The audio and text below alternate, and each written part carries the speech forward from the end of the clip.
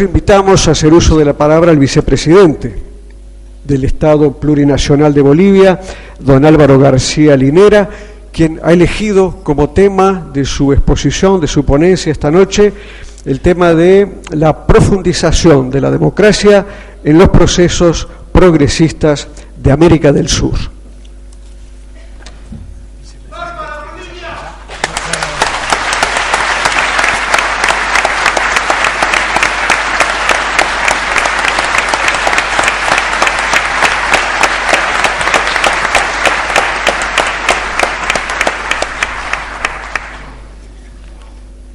Muy buenas noches a todos y a todas.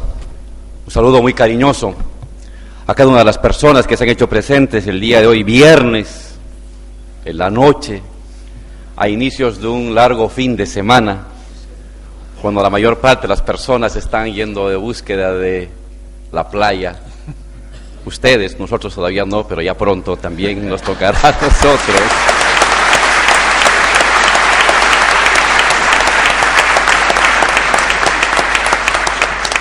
Un saludo muy cariñoso, muy respetuoso al vicepresidente de la hermana República del Uruguay, compañero hermano Raúl Sendic, hoy presidente en ejercicio.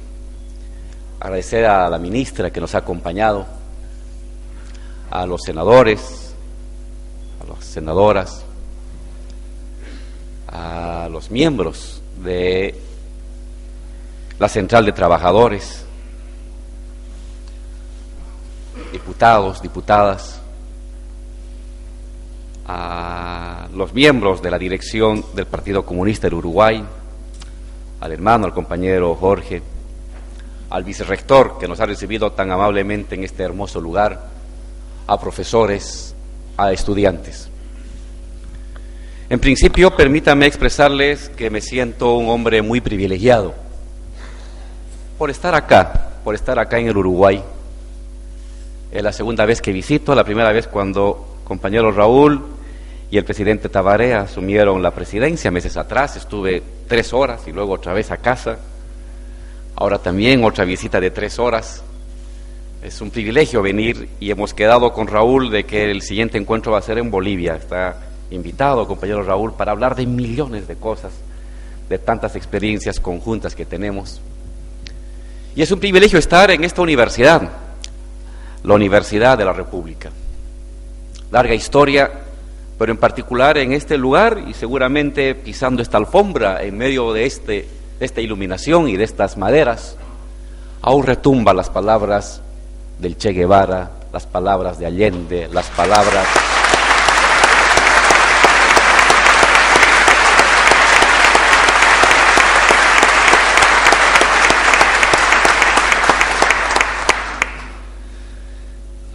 de grandes hombres que han marcado el destino de nuestras luchas, el destino de nuestras pasiones, de nuestros compromisos. Estuvo también acá nuestro presidente de Venezuela, compañero Chávez, estuvo aquí también el presidente Evo, y no cabe duda de que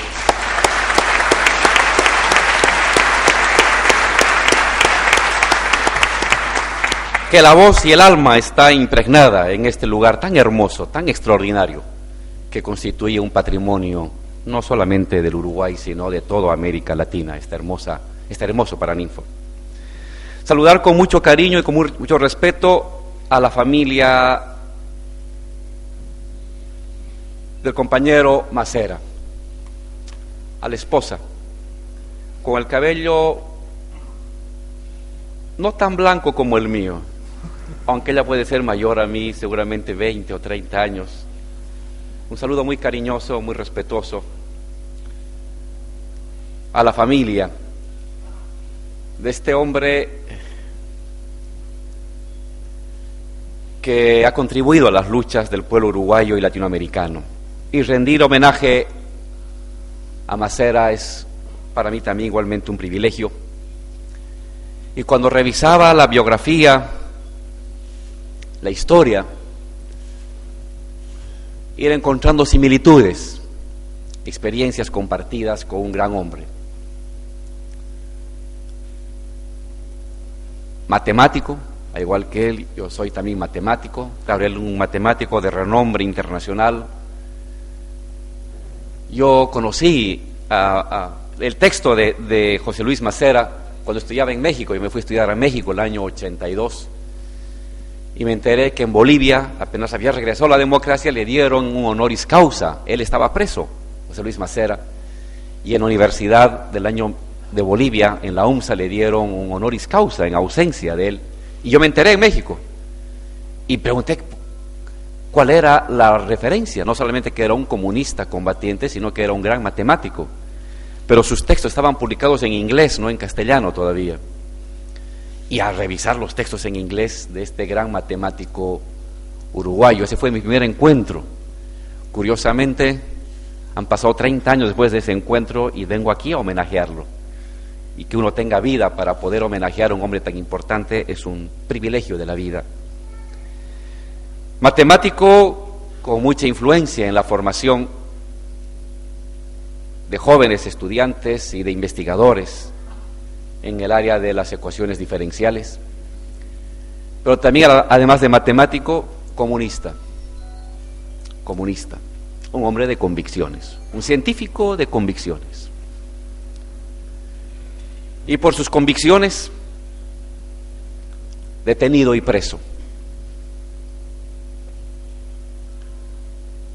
Y entonces, en menor escala, al igual que él, matemático, en menor escala, igual que él, comunista también yo, al igual que él, también preso. Y entonces, uno no puede dejar de tener una empatía, una simpatía profunda espiritual hacia un hombre gigante como fue Macera, y frente al cual uno, en la pequeñez de su vida, encuentra un horizonte, encuentra un destino, encuentra un ícono al cual seguir y al cual imitar. Le agradezco a los organizadores que me hayan invitado para cerrar este homenaje a este gran hombre, a este comunista, a este matemático, a este preso. Y también permítame celebrar la presencia de a quienes yo considero mis profesores, mis mentores. Estoy aquí frente a muchos exguerrilleros, frente a comunistas, frente a luchadores, hombres y mujeres que pasaron por la cárcel, y que pese a esa adversidad, no hay nada más terrible para un ser humano que estar en la cárcel. No hay peor experiencia en la vida que estar en la cárcel. Y peor para quien está en la cárcel por sus ideas. Y peor para quien está en la cárcel torturado. Y peor para quien está en la cárcel 1 año. Y peor para quien está en la cárcel 10 años. Y peor para quien estuvo en la cárcel 14, 15 años. A esos hombres y esas mujeres que saliendo después de 10, de 12, de 13, de 14 años de la cárcel, a sus familiares que lloraron más que el que estaba en la cárcel, y que después de esos tiempos no enfrentan la vida con venganza, sino con alegría, no enfrentan el porvenir con resentimiento, sino con más lucha, y que a pesar de la cárcel y de la tortura, de la muerte de los compañeros, salen con las ideas tan frescas, tan transparentes en favor del ser humano y de la revolución. A todos ellos mi homenaje. Gente, hombres y mujeres de verdad que están aquí rodeándome. Muchas gracias.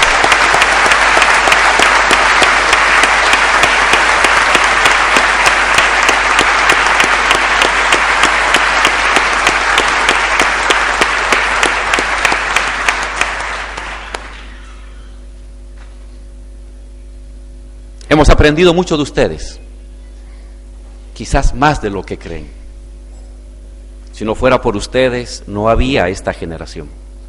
Si no es sobre la carne torturada, la carne encarcelada, los sueños enjaulados de ustedes, de otros que murieron, en toda América Latina, no hubiéramos llegado donde estamos hoy con este proceso de expansión de soberanía, de expansión de derechos que se ha dado en el continente. Les debemos a ustedes mucho. Son nuestros padres, no en el sentido biológico, sino en el sentido ideológico, en el sentido de la convicción. Y a los uruguayos y a las uruguayas que combatieron los años 60, 70, y en los años 80 en la cárcel, renacieron en los años 90 y 2000 y hoy son gobierno. Nuestras felicitaciones, nuestra admiración. Son nuestros profesores. Nosotros somos sus alumnos. Si hacemos algo malo es nuestra culpa. Si hacemos algo bueno es porque hemos aprendido de ustedes. A ustedes muchas gracias, de verdad.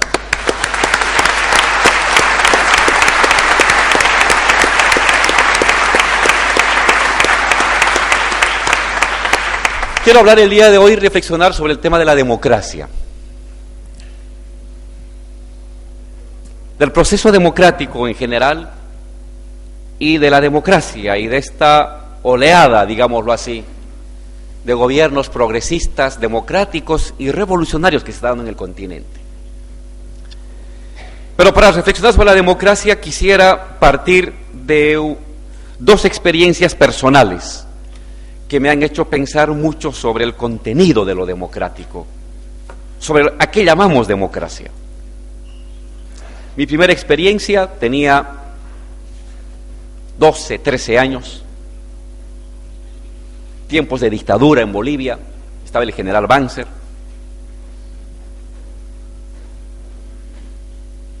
Resistían los grandes sindicatos obreros, mineros de Bolivia.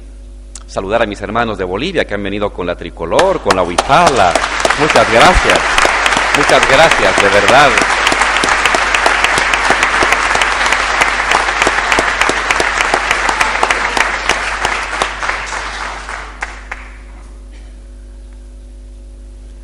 Y en medio de ese escenario de dictadura, de persecución de dirigentes sociales, de cierre de las universidades, de delito perseguido y penalizado de llevar un libro de Marx o de Gramsci, o de portar una bandera tricolor o de usar una huipala,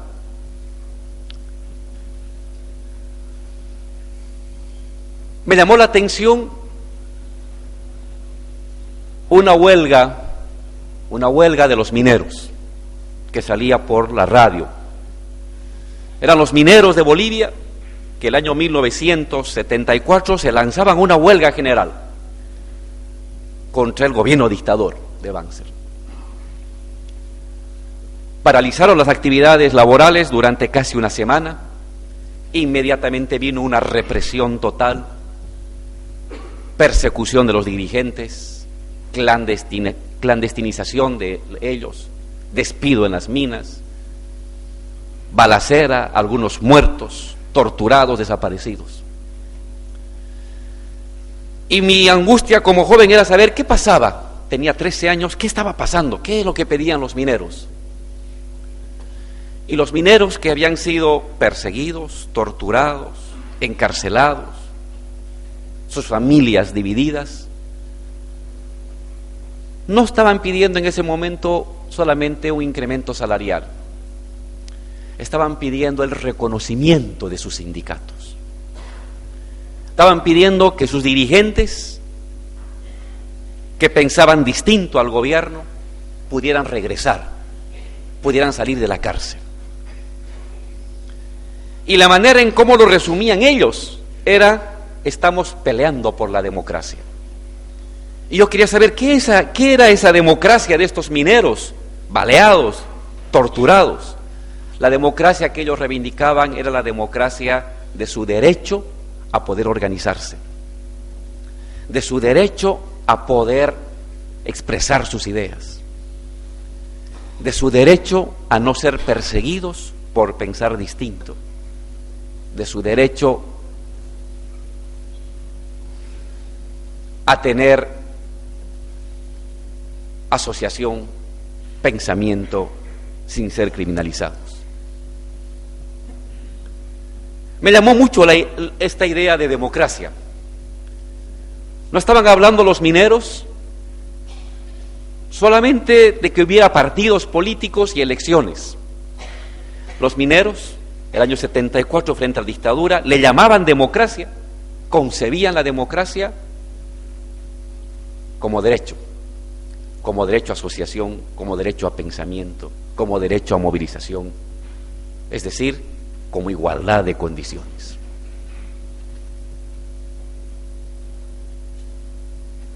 Un segundo momento de mi experiencia personal, ya en gobierno, fue la que tuve con un niño indígena. El presidente Evo había instaurado un régimen, un bono, un apoyo a la familia para que los niños mantengan para que las familias mantengan a sus niños en los colegios, y al finalizar el colegio se le daba un aporte para sus libros, un bono, le llamamos Juancito Pinto, en honor a un niño que estuvo en la guerra del Chaco y que con su tambor acompañó a los soldados bolivianos a defender nuestra soberanía. Y entonces me tocó ir a una zona muy alta, 4.100 metros, norte de Potosí. Estaba el niño quechua hablante, no tendría más de 10 años, 9 años, 10 años. Estaba con su poncho, hacía frío, y hicimos un acto y yo tenía que entregar este bono a cada uno de los niños del colegio, del pequeño colegio en esta zona rural. Y me acerco con curiosidad, me inclino y le digo, ¿qué te llamas? Me dice, creo que Ricardo Huanca, me dice. Ricardo, ¿qué vas a hacer con este bono que te manda el presidente Evo?, le pregunto yo. Y lo miro fijamente. Él era un campesino, un indígena, quechua, de una comunidad muy alejada. Y seguramente su padre y su madre igualmente campesinos, y su abuelo y su tatarabuelo igualmente campesinos, que trabajaron para el patrón, que trabajaron gratis para los empresarios mineros, cuyo destino de su abuelo, de su madre y seguramente de él es ser campesino, ser agricultor, a lo más ser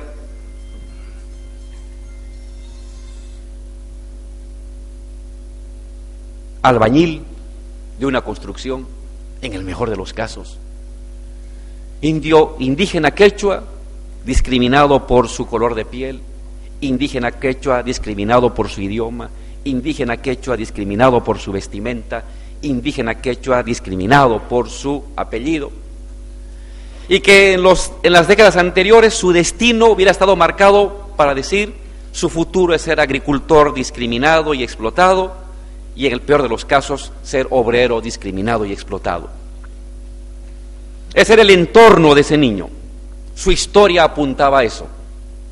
Y cuando le pregunto yo, joven, Ricardo Huanca, ¿qué vas a hacer con esta platita?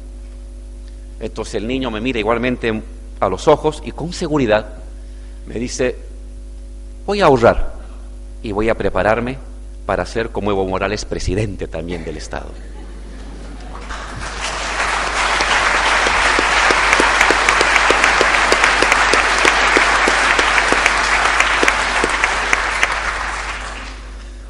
¿Qué es lo que lleva a un niño cuyo destino de su madre, de su padre, de sus hermanos, de su abuelo, de su tatarabuelo, era seguir siendo un indígena explotado, marginado, para sentirse que puede ser el primer hombre del Estado?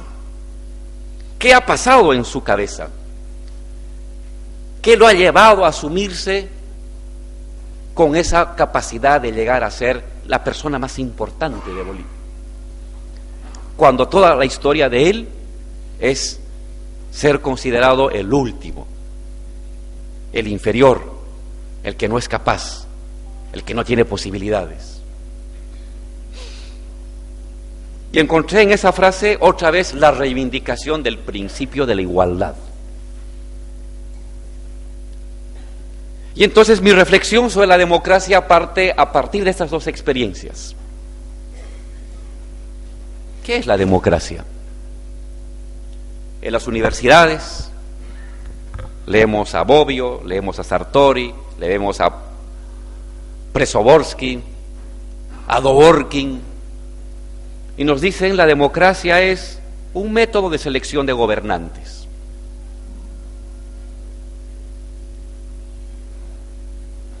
Un método de selección y de elección de gobernantes. Pero está claro que eso no lo está resumiendo lo que en América Latina, en Bolivia, ha sido la construcción de la democracia. ¿Es la democracia un método de selección de gobernantes? Sí lo es, pero es mucho más que eso.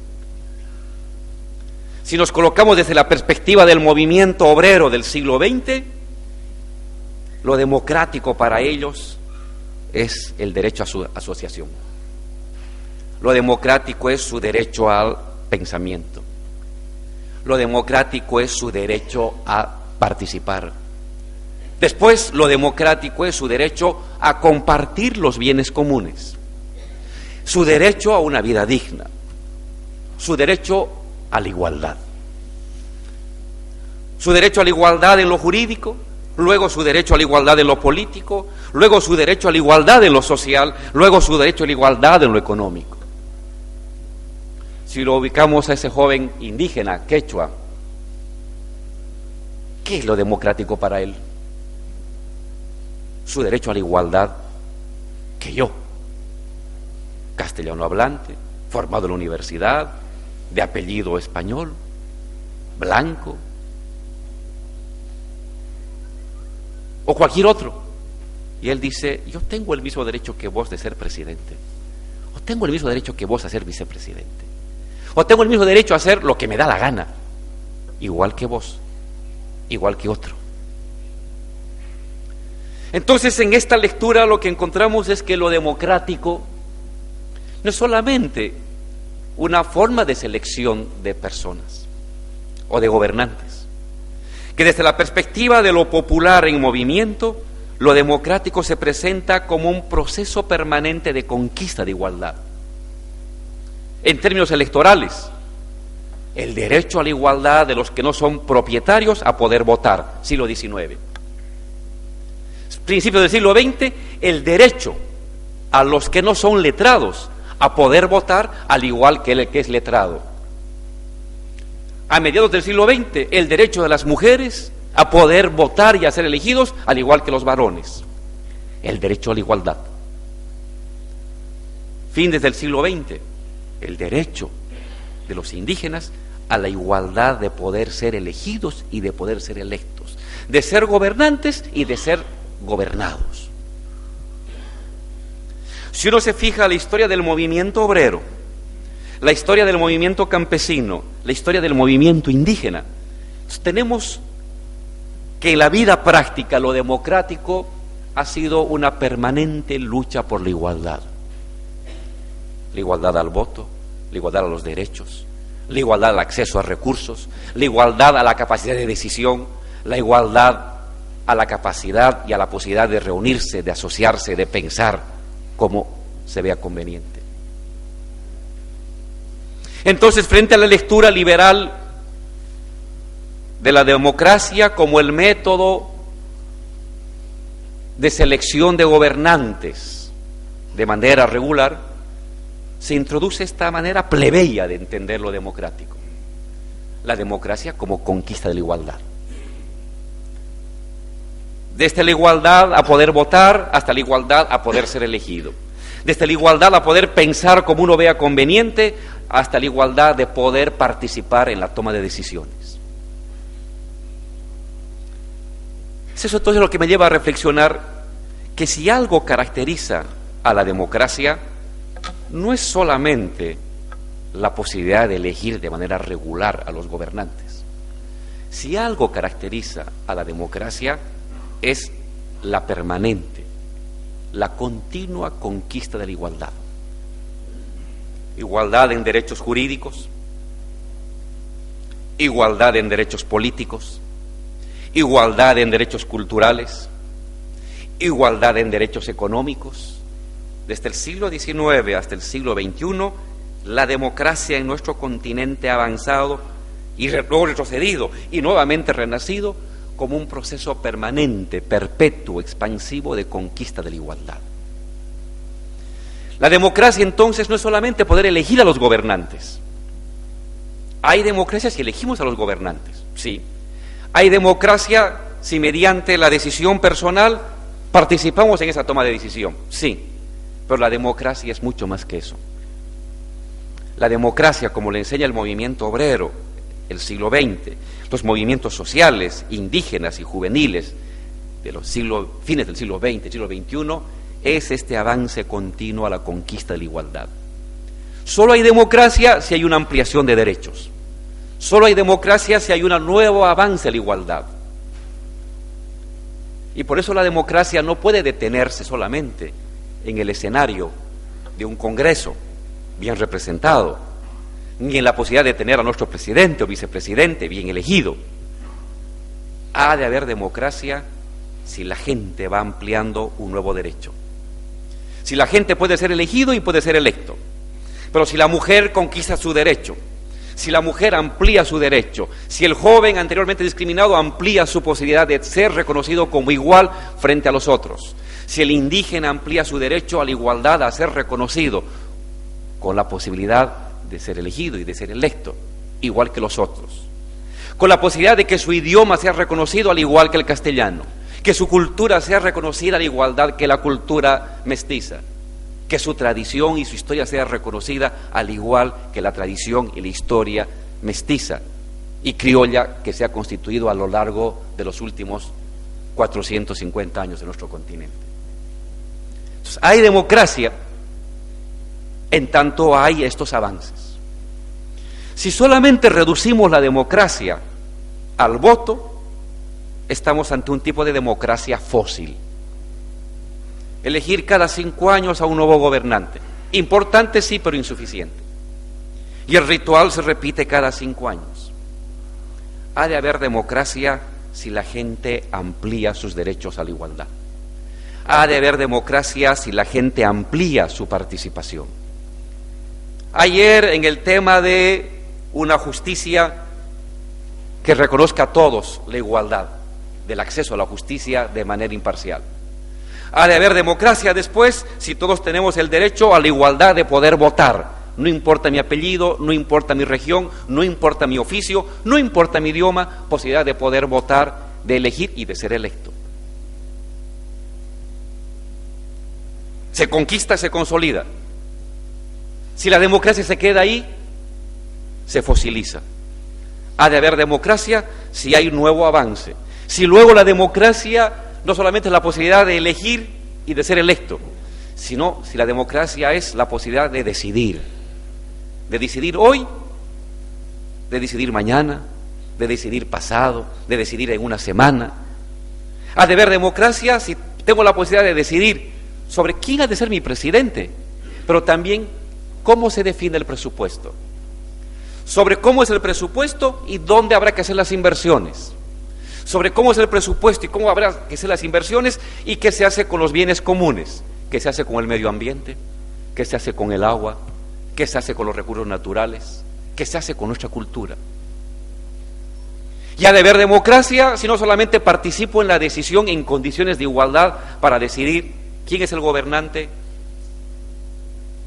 cómo se administran los bienes comunes, sino también sobre la posibilidad de decidir de cómo se administra la riqueza de un país. Ha de haber democracia si la democracia, la posibilidad de participar, de decidir y la condición de igualdad toca la puerta de los juzgados, toca la puerta de la familia, toca la puerta de la educación, toca la puerta de la fábrica, toca la puerta de la empresa. Es decir, hay democracia si está en movimiento creciente la ampliación de derechos, la conquista de nuevas igualdades y la posibilidad de intervenir de la gente en los asuntos comunes. Hay democracia si hay ampliación de lo común. Hay democracia si hay ampliación de la igualdad. Y el que hayamos conseguido la igualdad en un tema hoy, hayamos ampliado los derechos el día de hoy en algo, no me garantiza que el día de mañana siga habiendo democracia. Si ahí me detengo, me fosilizo. Que es un poco lo que está pasando con los países de Europa y del norte. Movimiento obrero a principios del siglo XX, conquista del estado de bienestar, consolidación del estado de bienestar y luego un proceso de fosilización de la democracia que ha dado lugar a regímenes neoliberales, a regímenes de austeridad, a regímenes de pérdida de derechos. Y dicen son países muy democráticos que tienen más de 100 años de democracia. Claro, pero la democracia es para ellos votar cada 5 años.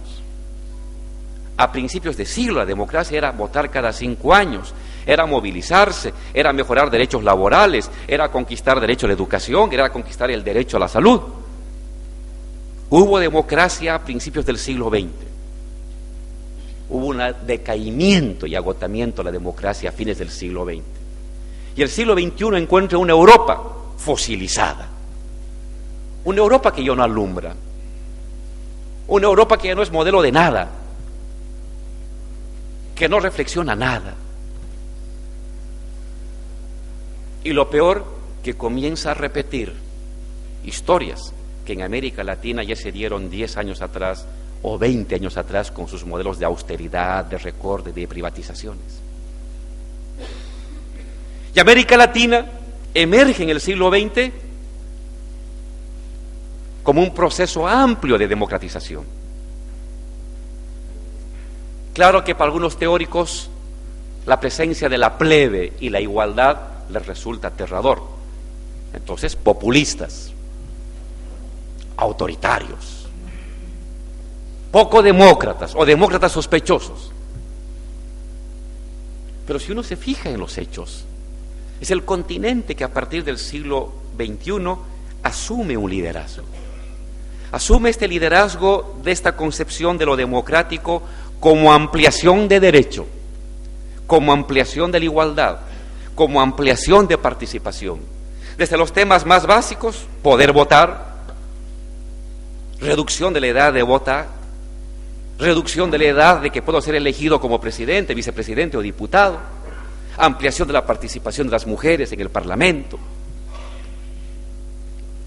irrupción de los pueblos indígenas y de los sindicatos y de los sindicalistas en la representación del Estado, pero también democracia en la distribución de la riqueza, ampliación de derechos económicos, democracia en la ampliación de derechos colectivos, en el caso de Bolivia, los derechos colectivos de los pueblos indígenas, ampliación de los derechos a decidir sobre los recursos públicos, agua, tierra, empresas públicas, empresas privatizadas, Banco Central, ampliación de lo democrático en el debate de qué se hace con la riqueza de un país, qué se hace con los bosques, qué se hace con el medio ambiente. América Latina, todo el siglo XXI está marcado por una irrupción extraordinaria y multiforme de lo democrático, a partir del principio de ampliación de igualdad y de ampliación de participación en los distintos espacios de la vida cotidiana, de la vida pública, de la vida social.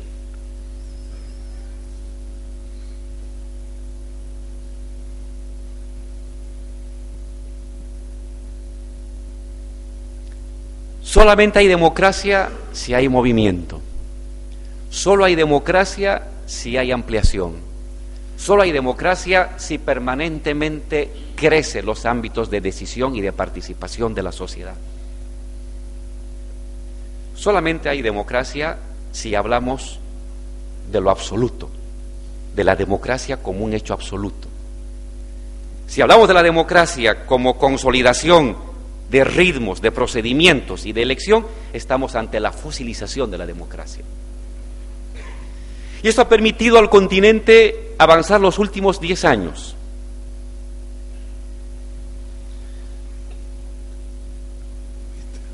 Permítanme reflejarles, como boliviano, lo que para mí ha significado este despertar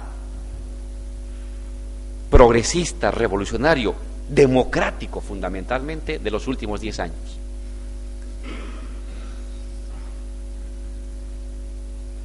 El año 1995, yo estaba en la cárcel. Veo por la televisión que todos los informativos reportan una larga fila de 2 cuadras de personas vestidos con sombrero de cowboy, blue jeans, chalequitos de vaquero, alrededor de la embajada norteamericana. Y están todos los canales de televisión transmitiendo esas imágenes. 2 cuadras, es una fila. Todos parecen John Wayne a la boliviana. Es una imagen curiosa. Y entonces el reportero relata: es el 4 de julio, es la fiesta nacional de Estados Unidos. Y la embajadora norteamericana ha invitado a la élite política a celebrar el aniversario norteamericano. Pero se ha puesto condición que para los que van a entrar tienen que vestirse de cowboys, de vaqueros. Y entonces veo a toditos los senadores, a toditos los diputados, a toditos los banqueros y empresarios haciendo el esfuerzo de tener la parada de Clint Eastwood o de John Wayne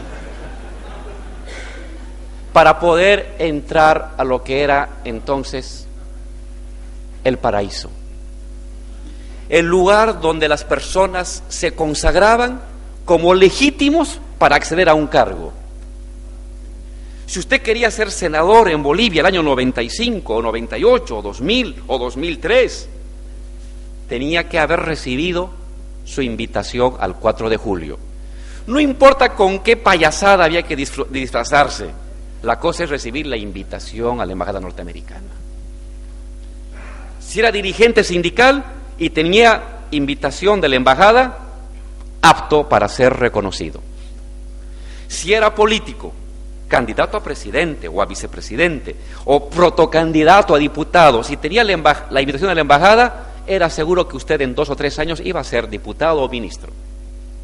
Y quienes no tenían la invitación y no hacían la fila y no se vestían de cowboy, sencillamente eran los marginales, los outsiders, los que están fuera, los que no existen políticamente. La vida política en mi país, vicepresidente, se definía así. Y no es una burla, no es una exageración grotesca, es la realidad. En mi país, hace 10 años, hace 15, hace 20, la vida política pasaba por la embajada norteamericana.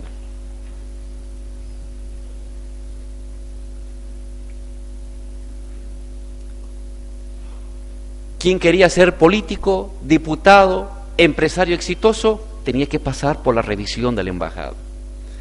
Tan grave sucedía esto en Bolivia que hace 15 años los proyectos de ley económica llegaban al Congreso, a la Asamblea, en inglés. Y los veíamos a los diputados recordando sus viejas clases en inglés o corriendo rápido a pedido de un asesor para traducir el proyecto que llegaba en inglés sobre el tema de qué debería ser la ley a tratarse. Y no tenían vergüenza de decir que había llegado de esa manera el proyecto de ley. En Bolivia, hace 15 años, para aterrizar en un aeropuerto boliviano, había que llamar a la embajada norteamericana y decir: ¿podemos aterrizar? Mire, soy el presidente del estado y quiero aterrizar en el aeropuerto que queda en una zona tropical. ¿Puedo aterrizar? Le hacían esperar 2, 3 horas, decían: ¿con cuántos va a viajar? Mande los nombres y puede aterrizar. Es la zona donde vivía el presidente Evo, el Chapare, donde hay un aeropuerto. Y uno, para aterrizar en ese aeropuerto, tenía que pedir permiso a la embajada norteamericana. Cuando llegamos al gobierno, lo primero que nos dijeron, asesores económicos, nosotros éramos presidente Evo, un campesino, indígena, aymara, y yo, un guerrillero, terrorista, matemático. ¿Qué sabíamos de gobernar? De economía. Y se acercan los asesores económicos: compañero Evo, hay que hacer un viaje al Club de París. ¿Y qué es el Club de París? Es la asociación de todos los acreedores y prestamistas del mundo, países y bancos y ONGs, y hay que llevarles un proyecto para que nos den platita, si no va a estar grave, presidente Evo. En gobierno, vicepresidente, así nos decían. Ya nosotros entramos en enero del 22 y en febrero ya nos decían hay que ir al Club de París, famoso Club de París, para ir a pedir limosna, porque si no todo estaba perdido. Esta era la realidad de Bolivia y creo que más o menos ha sido la realidad de otros países. Otros muy pequeñitos, muy pobres, condiciones de sometimiento y un poder externo muy poderoso que definía la vida política, la vida empresarial, aumento de salarios, inversiones, al margen del propio país. Había diputados y había senadores, pero no definían. Las decisiones macro venían de otra fuente de soberanía. En mi país, cuando entramos al gobierno, una embajada europea tenía loteado, se dice así, lotear, como apropiado un espacio del Ministerio de Economía. ¿Por qué? Porque aparte del salario de los funcionarios, había un plus de otro salario que daba la embajada, en este caso, una embajada europea 1. Se iba a otro ministerio, estaba la embajada europea 2, que daba los pluses de otro ministerio. Se iba a educación, habían los pluses de otra embajada. Y entonces cuando uno quería tomar decisiones, ¿quién va a tomar las decisiones? ¿Un gobernante, un diputado, un ministro o la embajada que daba los salarios al ministro, al diputado, al viceministro, al director? Esa es la realidad de Bolivia.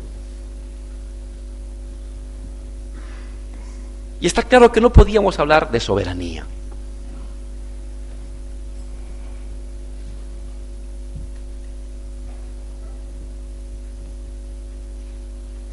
Está claro que así no era ni un gobierno democrático, ni mucho menos un gobierno soberano.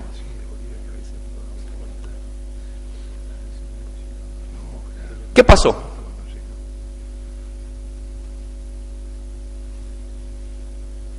Pues al estilo Fidel, ¿no?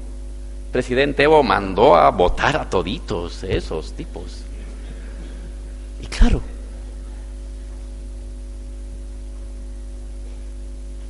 no fuimos al Club de París, no recibimos los pluses de la embajada, y en vez de desesperarnos de cómo íbamos a pagar el salario de fin de año, nacionalizamos el gas, el petróleo y las minas.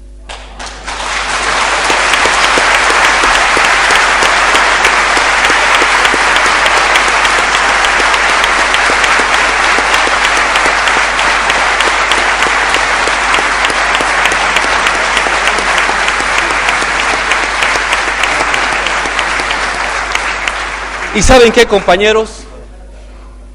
Inmediatamente se nos vino toda una serie de prejuicios.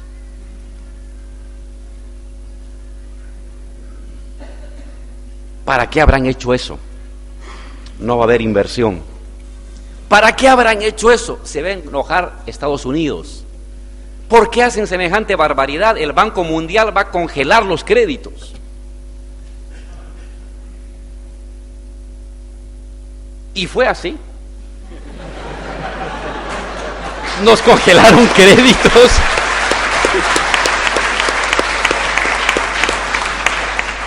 El Banco Mundial y el FMI nos colocó 3 cruces. La embajada norteamericana nos sacó de la cuenta del milenio, a pesar de que habíamos cumplido todos los requisitos. Nos sacó de la cuenta del milenio. Era una cuenta de los años 2005, 2006 que daba a los gobiernos democráticos. Nos borró. Y las empresas extranjeras, francesas, españolas, italianas, canadienses, que eran propietarias del gas, del petróleo, de las telecomunicaciones, sabotaje total. Y el presidente Evo se reúne con el presidente Kirchner y le dice: presidente Kirchner, he nacionalizado y las empresas me están saboteando, no me quieren apoyar en nada, están por cerrar las válvulas, me van a bloquear tecnología, me van a bloquear cuentas bancarias. Y le dice el presidente Kirchner públicamente en un encuentro: Evo, no te preocupes, si te cierran el flujo del dinero, si te cierran el flujo de la tecnología, yo te ayudo, dice el presidente Kirchner, yo te voy a ayudar. Y voy a hablar con el presidente Lula para que haga lo mismo, y te vamos a apoyar.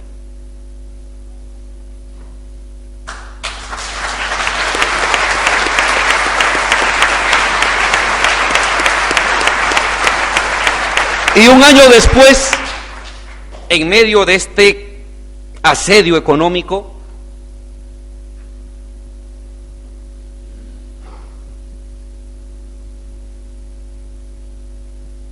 las cuentas económicas, en vez de mostrar cifras rojas, muestran cifras azules. Como habíamos nacionalizado el gas, el petróleo, las telecomunicaciones y la energía eléctrica, inmediatamente comienza a llegar la plata. Y llegamos a finalizar el año, había para salarios, había para bonos, había para renta, había para inversión. Y entonces el supuesto sabotaje, el cierre de inversiones, el bloqueo económico, la crisis económica, en vez de traducirse en asfixia, se traduce en un inicio de una bonanza económica en Bolivia. Y entonces la derecha reacciona y comienza a conspirar. No pudimos asfixiar económicamente porque estos tipos nacionalizaron y en vez de perder ganaron, nos decían nosotros. Y entonces comienza la conspiración política. La embajada norteamericana comienza a articular lo que se llamaba la media luna, que era la zona amazónica. No podíamos aterrizar el presidente Evo ni yo, no podíamos viajar, no gobernábamos en 5 departamentos, no gobernábamos, no mandábamos. Toman instituciones, el embajador norteamericano se reúne con los prefectos subversivos, manda instrucciones. ¿Qué hacer en ese momento? Un golpe de Estado, hacen volar ductos, cierran aeropuertos, toman instituciones, queman instituciones en 5 de 9 departamentos de nuestra querida patria. En Palacio de Gobierno los ministros comienzan a renunciar, las secretarias llorando en un rincón, el agente de seguridad ya preparando su bolsa para irse a su cuartel. Terrible. Y en ese momento suceden 2 cosas extraordinarias. La primera, que el presidente Evo decide expulsar al embajador norteamericano. Señor, te vas porque estás aquí conspirando.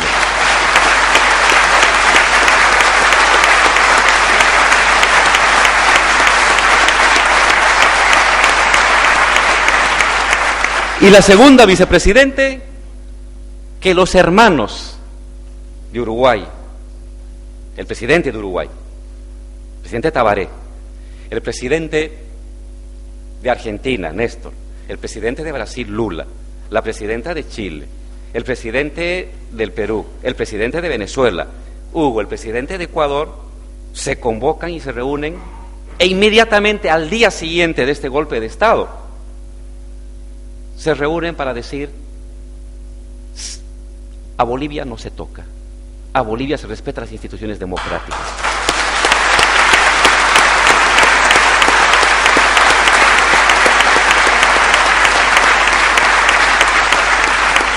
¿Y saben qué es lo extraordinario? No es a una convocatoria de la OEA, como sucedía antes, en los tiempos de Che Guevara, de la Cuba revolucionaria o de la Nicaragua. No es la OEA al mando de Estados Unidos que se reúne para salvar la democracia. Somos los latinoamericanos que nos reunimos y nos autoconvocamos sin patrón externo, sin ayuda externa, sin Estados Unidos, sin Canadá, y deciden: vamos a salvar a Bolivia. Y se vota el embajador, se reúne UNASUR y se moviliza la población. Año 2008, de secretarias llorando en los pasillos y jefes de seguridad corriendo a sus cuarteles para ver quién es el nuevo presidente, estamos hasta aquí vivitos, Han pasado 7 años y seguimos fuertes.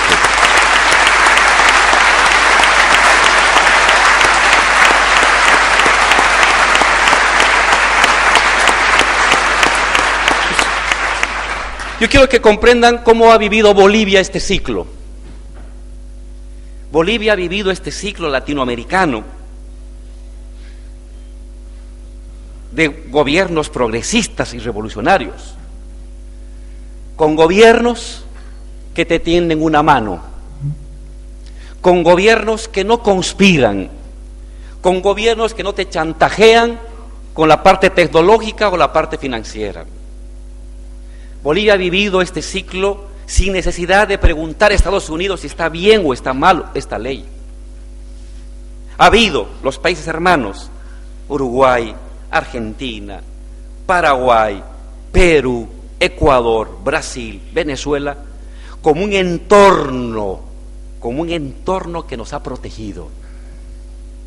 Y seguramente que así como nos ha protegido a nosotros de las influencias externas y los sometimientos, cada país, Uruguay, Brasil por su lado, Argentina por su lado, Venezuela por su lado, El Salvador por su lado, cada país ha encontrado un terreno fértil de soberanía, un terreno fértil de seguridad, un terreno fértil de poder llevar adelante sus conquistas de igualdad sin tener que estar pidiendo permiso en inglés a una embajada, ni tener que estar pidiendo permiso, un crédito, o mendigar un crédito al Banco Mundial o al Fondo Monetario Internacional. Y eso, de manera muy didáctica, gráfica, es lo que para mí es este ciclo progresista. Y las personas que son mayores a nosotros, los que han sido perseguidos y torturados, no me van a negar que América Latina nunca vivió algo así, que América Latina nunca tuvo esa oportunidad de imaginar y comenzar a diseñar su destino de manera autodeterminada. Hubo una internacionalización anterior, previa a esta, sí, era de las luchas guerrilleras, eran las guerrillas en América Latina, pero no eran poder, eran resistencia, y era en la clandestinidad, y se armaba la articulación entre grupos guerrilleros y de izquierda de un lugar a otro, en el medio de una internacionalización o continentalización de la dictadura y del intervencionismo norteamericano. Y lo que ahora está viviendo América Latina es una continentalización de la democracia, una continentalización de la soberanía, una continentalización de la autodeterminación de los pueblos, sin necesidad de intervención extranjera, sin necesidad de Estados Unidos. No es que estamos en contra de Estados Unidos, admiramos su cultura, admiramos su ciencia, forman parte del mercado y de la economía y la tecnología más importante del mundo, siempre vamos a necesitar de ellos, pero ya no en función de esclavo, de sometido, de vasallo, sino en relación otra vez de igualdad, de encuentro de igualdad.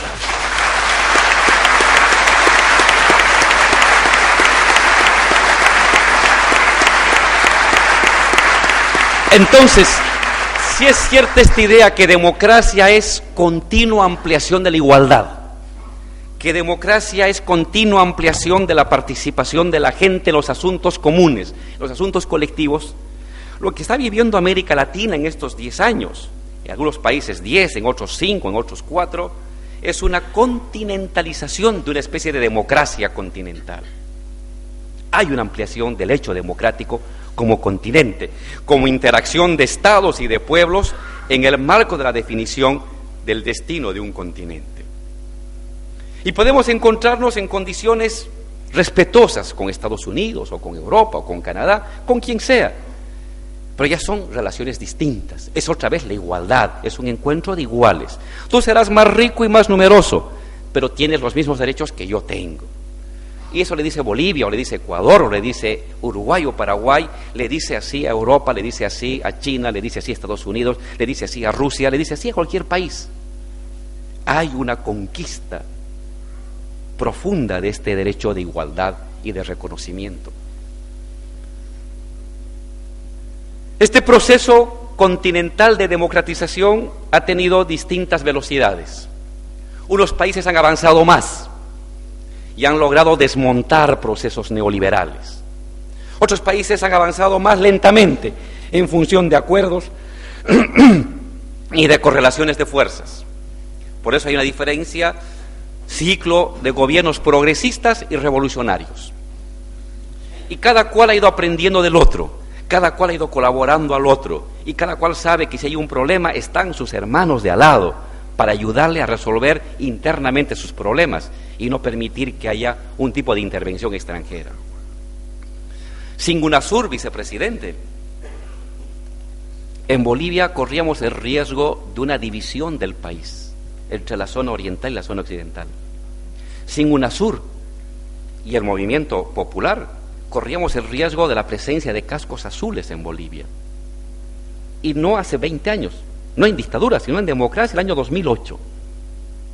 Entonces, ¿cómo nosotros no vamos a valorar lo que sucede en Brasil, lo que sucede en Argentina, lo que sucede en Ecuador, o en Paraguay, o en Uruguay, o en Venezuela? Claro que lo valoramos. Lo hemos vivido en carne propia, lo que es el estar protegido de un entorno de gobiernos democráticos, progresistas, o de gobiernos revolucionarios. Esta es la primera vez que América Latina comienza a definir un destino propio. Es la primera vez en los 200 o 205, 210 años de emancipación que América Latina está articulando con problemas, con dificultades, lo que es una especie de base material de una estructura continental, plurinacional, de pueblos, de estados. Falta cosas muy importantes, no hemos avanzado en la parte económica, es lo más difícil. Hacemos acuerdos en lo político, los presidentes se tratan muy bien, se reúnen, nos apoyamos, pero cuando hay que hablar de la economía, cada cual se fija en lo suyo. No hemos logrado todavía crear unas redes de integración económica que vayan más allá de los circuitos de mercado o de facilidades de mercado que permitan hablar de una estructura económica que acompañe a la estructura política. En lo político hemos avanzado mucho, en lo económico estamos avanzando muy lento. Es así, y hay que asumirlo. Pero ahora se avecina un riesgo, un peligro. Cuando uno ve el panorama del continente, no es el mejor momento para el continente. De este ciclo, de esta década virtuosa de gobiernos progresistas, no es el mejor momento.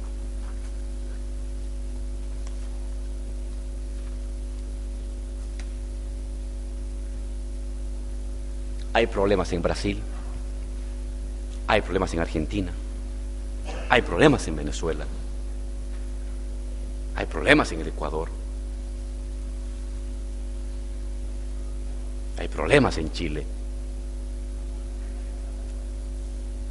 Algo así como que el tiempo de oro, el plató de este ascenso de los gobiernos progresistas hubiera llegado a un límite. Y entonces ahí surge todo tipo de debates. Se resume en el fin del ciclo progresista y revolucionario, el supuesto fin del ciclo progresista y revolucionario. Y la cosa es, ¿qué hacemos? ¿Cómo asumimos ello?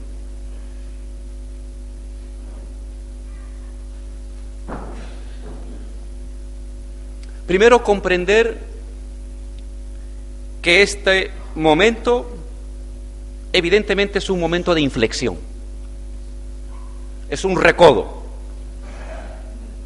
un momento de inflexión en el que se está redefiniendo el futuro. No es el momento del gran ascenso, es un momento de reflujo. ¿Cuán profundo será el reflujo? ¿Cuán temporal será el reflujo? No hay una fórmula, decía muy bien el vicepresidente, no hay una hoja de ruta definida de lo que va a pasar en América Latina. Así como lo que está pasando hoy, no lo habíamos imaginado, muchos de nosotros habíamos pensado que nos íbamos a morir antes de poder ver los cambios. Y un revolucionario es ese, ¿no? Es aquel que dice que no va a haber el fruto de su lucha, sino que lo va a disfrutar el hijo o el nieto, lo que uno se sacrifica hoy. Y nos tocó vivir lo que no habíamos pensado vivir nunca. No había una hoja de ruta para llegar donde estamos. Había luchas, esfuerzos. Pero decir, a partir del año 2000 el continente iba a cambiar, nadie lo había definido así. ¿Qué va a pasar a partir del año 2016? ¿Quién sabe? Pero está claro que el 2016 y 17 es un tiempo de inflexión. Primera reflexión que yo hago. Es un momento definitorio, por eso es tiempo de inflexión. Puede pasar todo, se abre el abanico de posibilidades, de continuación o de retroceso largo. Eso está claro. Segundo, darnos cuenta que este momento de inflexión tiene dos fuentes, una propia y una externa. Una propia son nuestras propias debilidades. Y como revolucionarios tenemos que saber admitir que también cometemos errores, que también tomamos decisiones equivocadas en tal o en tal asunto, que en este tema de política económica se cometió un error, se hizo un mal cálculo, que en este otro tema de política social se fracasó, que en este otro tema de comercio se tomó una decisión peligrosa, que en esta otra política financiera fue una mala decisión. Uno tiene que asumirlo autocríticamente, que de lo que está pasando, una parte tiene que ver con errores propios, con decisiones propias. Y como decía Hegel, el reconocer el problema ya es una manera de superarlo. Si uno reconoce valientemente dónde cometió un error, en qué acción gubernamental cometió un error, fue un mal cálculo, si uno admite eso, en ese momento ya está inmediatamente buscando la solución, porque de eso se trata. Cuando uno es parte de gobierno ejecutivo, no somos solamente hombres de reflexión o mujeres de reflexión, somos hombres y mujeres de decisión, poder ejecutivo, poder decisional. Y si el ejecutivo no puede ver que hay un error, no va a tomar la decisión correcta. Y si el ejecutivo ve que hay un error, porque ese ejecutivo está obligado a tomar una decisión que corrige ese error. Para eso es poder ejecutivo. No es poder contemplativo, sino poder ejecutivo.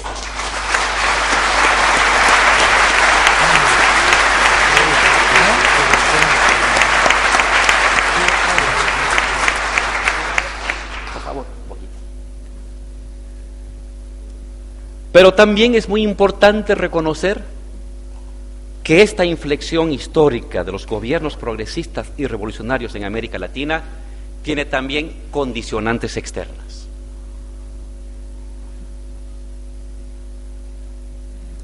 Esas condicionantes externas tienen que ver con un proceso económico mundial que no es fruto de las leyes invisibles de un Dios llamado mercado que nadie controla. No. La reducción de los precios de las materias primas, gas, petróleo, minerales, alimentos, es una decisión política. Cuando un gobierno decide producir más de un producto para inundar el mercado, no es la ley del mercado, es la decisión de un ejecutivo que decide tomar la decisión de producir más, a riesgo de perder a corto plazo dinero, con la posibilidad de ganar a largo plazo más dinero. ¿Cómo se define el precio del petróleo? ¿Cómo se define los flujos del mercado?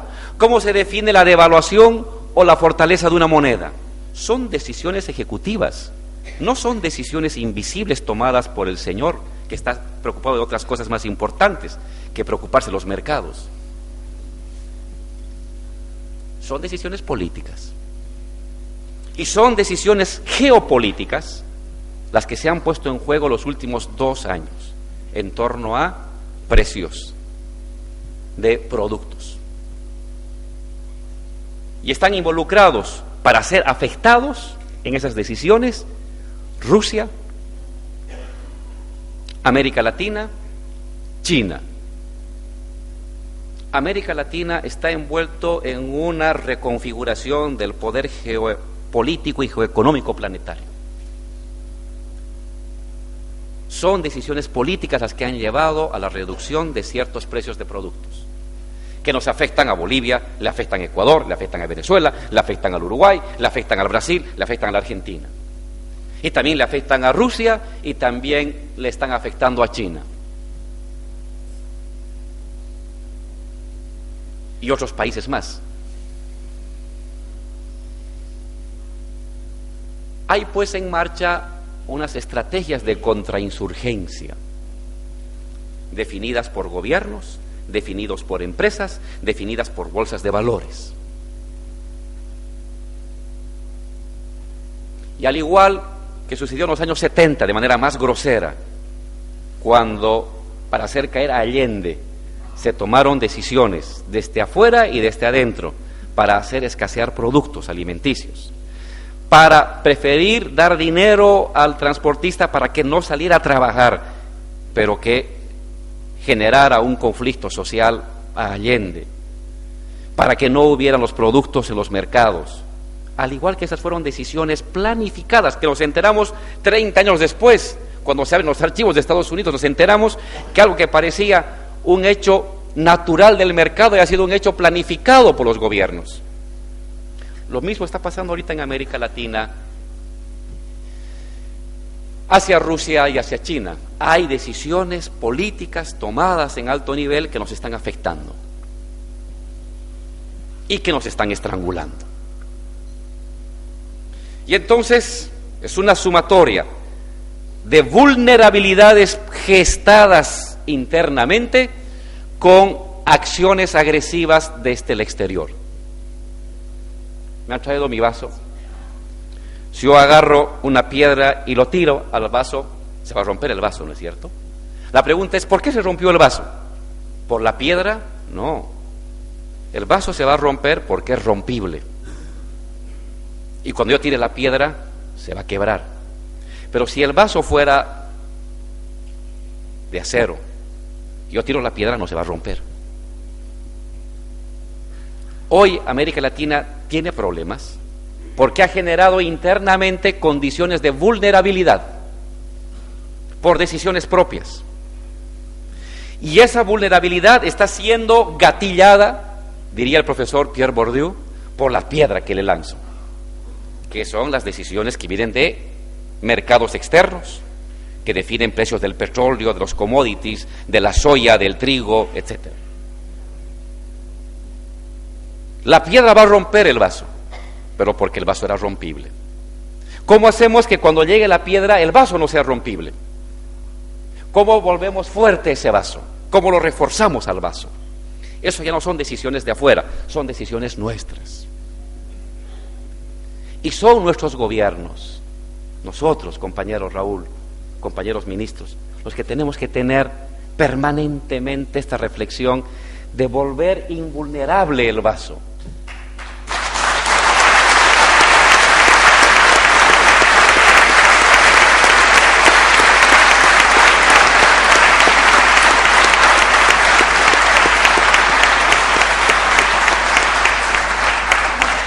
El primer paso es reconocer y revisar bien en qué nos equivocamos, qué decisiones nos equivocamos, rápidamente. Primer paso. Un segundo paso es luchar a toda costa para mantener la unidad del bloque social que fue el constructor de este proceso de democratización continental.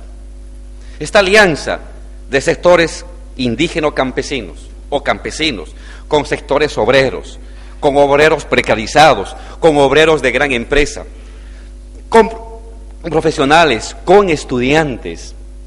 Esta alianza que se logró después de tanto tiempo de oscurantismo dictatorial y de oscurantismo neoliberal es una construcción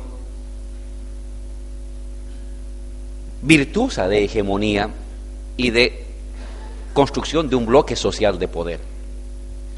Cada experiencia latinoamericana ha tenido una forma de construir un bloque de poder, donde los compañeros que venimos de distintas corrientes, de distintos partidos, nos preguntábamos, ante todo, ¿qué tenemos en común antes que qué tenemos de diferencia? Porque cuando nos preguntamos qué tenemos de diferencia, entramos en esa batalla de capilla de la izquierda tan propia de la que hemos vivido durante décadas y que nos gusta mucho a los izquierdistas, pero que nos vuelve impotentes cuando nos ahogamos en esa pelea. ¿Cómo volvemos a resaltar lo que nos une?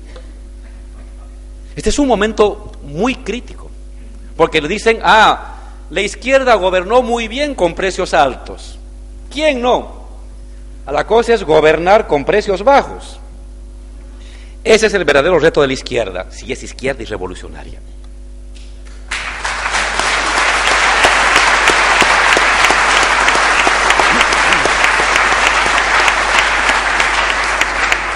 ¿Qué políticas asumir? ¿Qué decisiones gestionar cuando la bolsa para distribuir es más pequeña? Es más complicado. La presión social es mayor.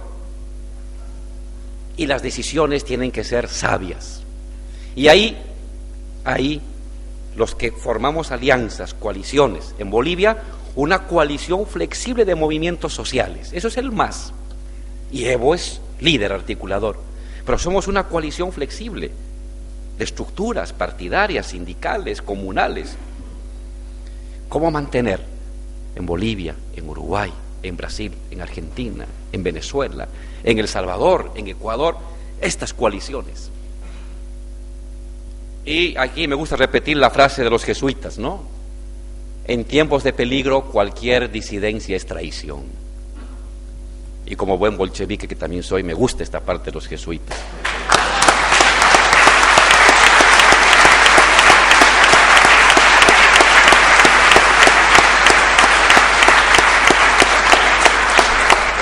Que no significa que no haya crítica y autocrítica, tiene que haber, tiene que florecer, pero que nadie caiga en la ilusión, que es común de algunos que se consideran extrema izquierda, que creen que hay que enfrentar a la derecha, hay que tumbar a los progresistas y lo que va a venir es los verdaderamente revolucionarios, ¿no? Eso dicen. Y yo he vivido 2 experiencias de eso. El año 71 tenía 9 años, el año 84 tenía 22 años. Y en ambos casos, los que se consideraban los verdaderamente izquierdistas, verdaderamente socialistas, verdaderamente comunistas, verdaderamente marxistas, decían, este es un gobierno timorato, JJ Torres, y el otro, el de la UDP. Este es un gobierno reformista, timorato, hay que dejar de lado para que venga la verdadera revolución. ¿Y saben qué vino? El 71 vino la dictadura y el 85 vino el neoliberalismo. No vino el comunismo, no vino el socialismo.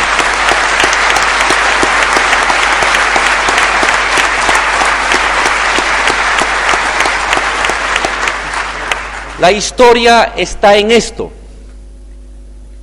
No está por fuera de esto. Está aquí adentro.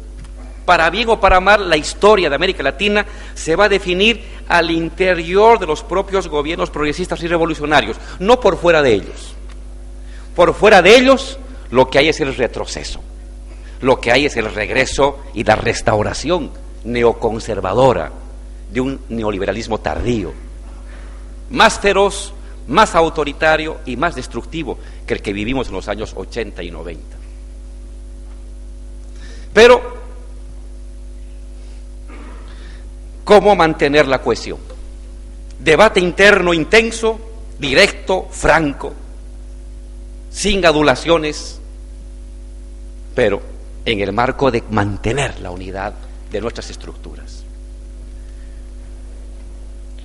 La tercera cosa que sugiero, que reflexiono, vicepresidente, en términos de la continuidad de los procesos democráticos en América Latina, progresistas y revolucionarios, es la importancia de la gestión económica. Cuando uno está en oposición, lo más importante es la capacidad de movilización, de interpelación política. Cuando uno es gobierno, es importante la interpelación y movilización política, porque sin movilización no tenemos respaldo. Pero es tan importante como la movilización, la capacidad de gestión. La gente nos va a seguir apoyando o nos va a rechazar por cómo administremos la economía, por cómo orientemos la economía. Y entonces, una cosa es escribir o enfrentarse, decir gobierno neoliberal, privatizador, no has hecho nada por el país, y otra cosa es, bueno, aquí ya estoy en gestión de gobierno. ¿Qué se hace? ¿Qué se hace con el presupuesto? ¿Qué se hace con la inversión? ¿Qué se hace con los intereses? ¿Qué se hace con los impuestos? ¿Qué se hace con la educación en concreto, en práctico? Y ahí ya no hay Lenin, ya no hay Mao, ya no hay el Che, ya no hay Gramsci. Es tu realidad concreta, tu correlación de fuerzas, tu estructura social que no la conoció ni Marx, ni Gramsci, ni Lenin, ni el Che, que la estás viviendo tú y que tienes que colocarte a la altura de Marx, de Lenin, de Gramsci, del Che, para seguir potenciando lo popular, para seguir reforzando lo nacional, para seguir potenciando la soberanía. Y una recomendación: cada vez que un gobernante progresista y revolucionario tiene que tomar una decisión, siempre tiene que preguntarse si favorece o no favorece a su núcleo duro, aquel que no nos va a abandonar nunca, al núcleo duro, a los más pobres, a los más humildes, a los más maltratados.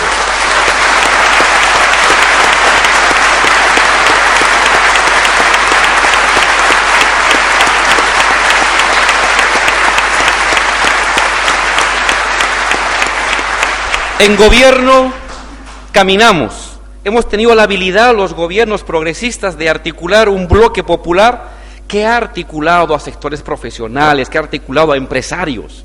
Y está bien que lo haga. Está bien que lo haga. Y que cuando tomemos decisiones pensemos en lo popular, en el empresariado, en el crecimiento de la economía. Es importante que tengamos una mirada universal, porque de eso se trata. Somos gobierno porque lo popular ha asumido liderazgo universal y articula a todo el país. Si no, no estaríamos donde estamos. Pero cuando haya que distribuir los costos, si hay que distribuir los costos, no lo hagamos recaer en los más humildes. Hagamos recaer en los que tienen más, para mantener el apoyo de los que tienen menos.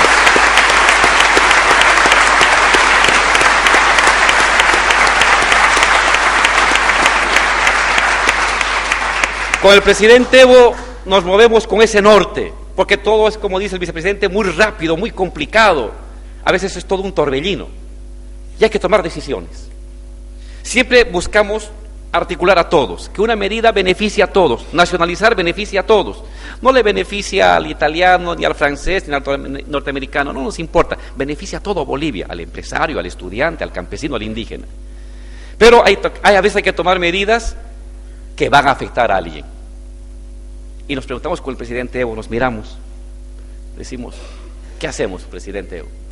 Está complicada la medida, pero, y siempre yo recuerdo sus palabras, ante una medida difícil, complicada, interna, si va a favorecer a este bloque popular, a los que van a caminar con nosotros, estemos arriba o abajo y de donde venimos, el indígena, el campesino, el obrero, el joven y el estudiante, vale la pena correr el riesgo.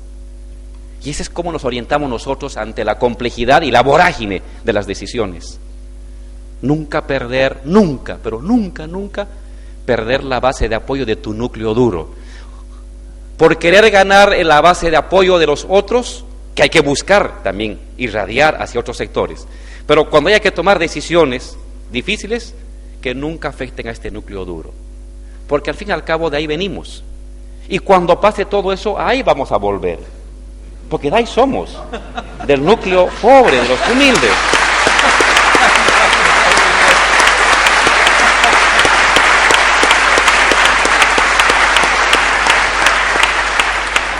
Una cuarta reflexión es el esfuerzo que tenemos que hacer los revolucionarios, los marxistas, los socialistas, los luchadores sociales, los dirigentes, un proceso continuo de repolitización, de reideologización de la sociedad.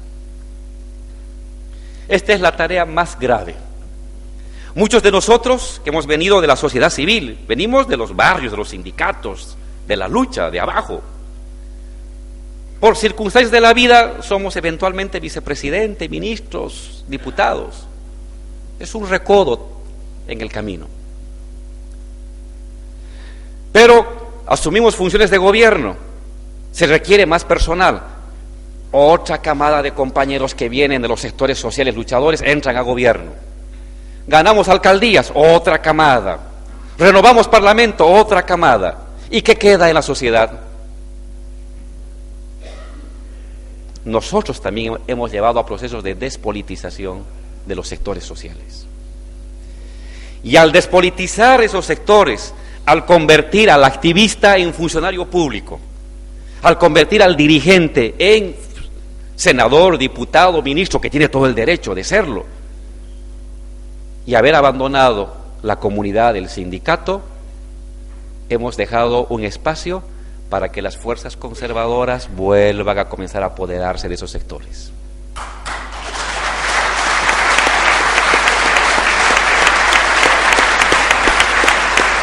Este es un problema grave, porque hay democracia si hay politización social, hay ampliación de derechos si hay politización social, hay gobiernos progresistas porque hay politización social. Y nosotros mismos somos los productores de una mejora de lo popular que asciende a la clase media. Pero si asciende a la clase media con los valores de la antigua clase media consumista y no con los valores de donde vino como campesino, como obrero, con los valores de la comunidad, de la lucha y la asociatividad, nosotros estamos creando a un sector conservador fruto de nuestro éxito económico. Y eso es grave.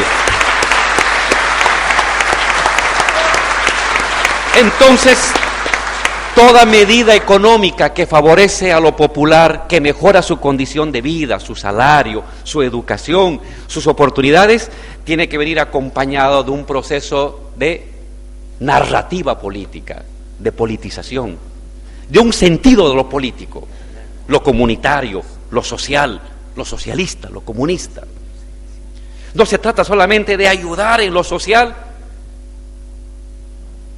sin narrativa, sin norte ideológico, sin explicación y direccionalidad ideológico-política.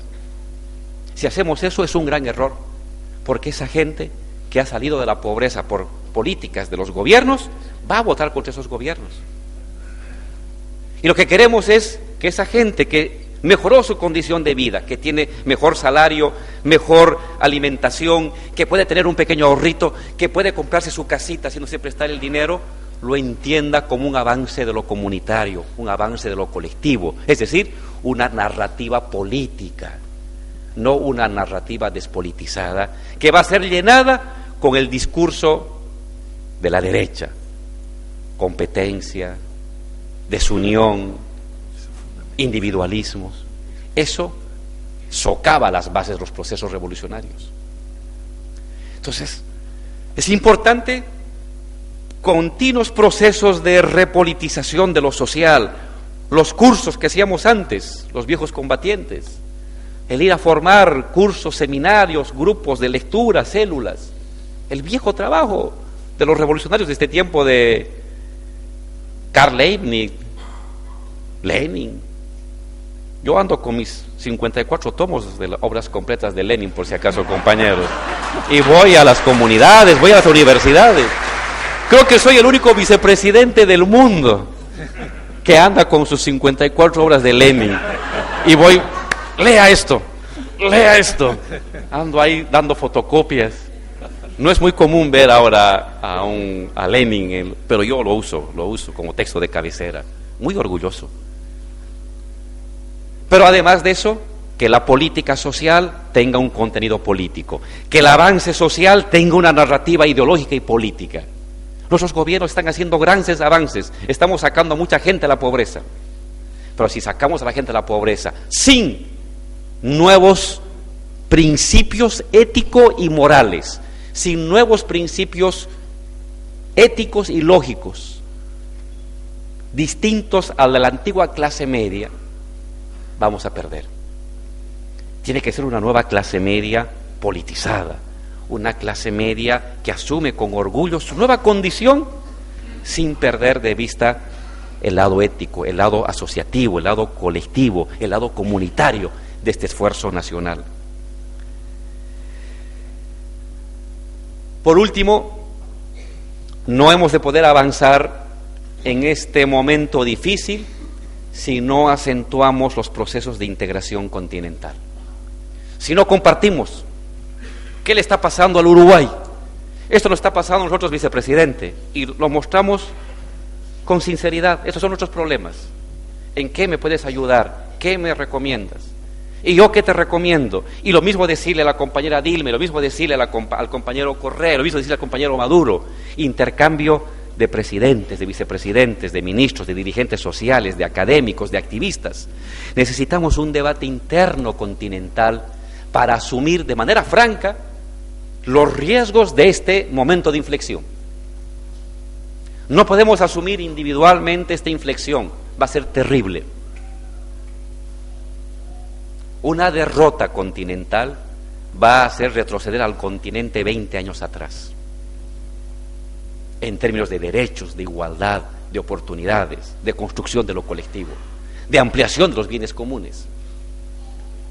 Y no podemos permitirlo, al menos mientras estemos vivos. Se está definiendo el destino del continente en estos 2 años. Es muy complicado, no está fácil, no hay una hoja de ruta. Lo que tiene que haber es la voluntad de superar, la voluntad de remontar, la voluntad de entender lo que pasa y de buscar la solución. La solución, mis compañeros, no es la recesión, no es la mayor concentración de poder. La solución es mayor democracia, mayor participación, mayor redistribución, mayor ampliación de los bienes comunes. Hemos de defender la democracia no paralizándolos. Hemos de defender lo democrático en lo nacional y en lo continental, produciendo más democracia, mejor democracia. Muchas gracias.